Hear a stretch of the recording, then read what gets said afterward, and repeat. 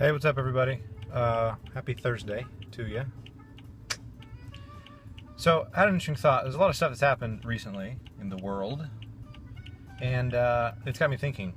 Well, actually, it's mostly just got me annoyed with with everybody.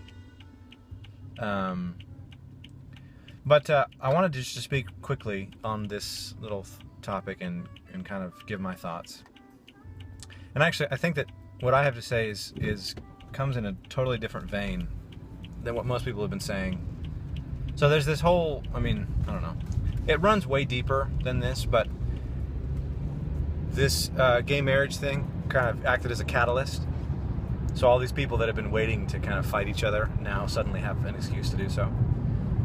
But I think it's interesting because on both sides of the argument, you got people that are making wildly inaccurate and bold propositions about what's going to happen now. You got these people that are freaking out on the, I'll say the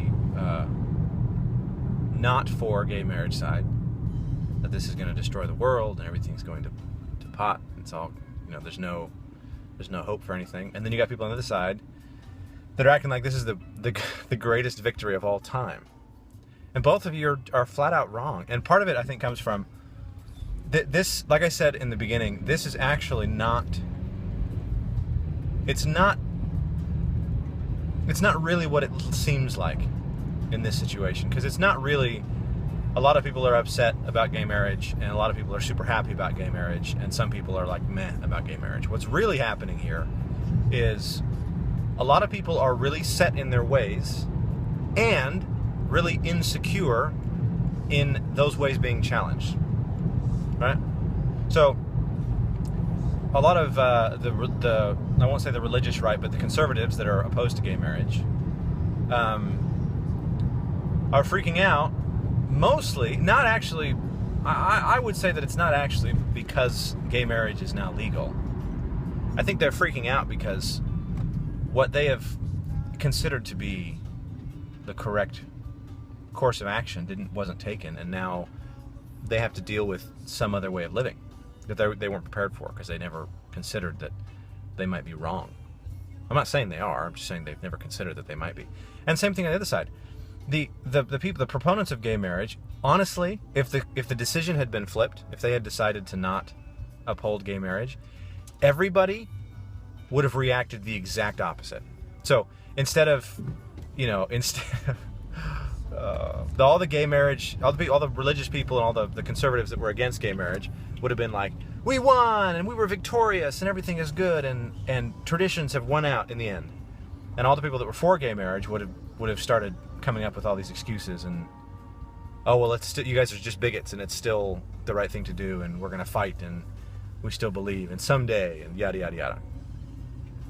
Which leads me to believe that it's not actually as much an issue of justice or an issue of the law, or anything really winning out. This is really just an issue of people who would have had, basically, they're so stuck in their considerations and their way of thinking that it's impossible for them to even consider, number one, consider that they might be wrong, because here's the blatant truth that nobody's saying, and the people I think are afraid to say.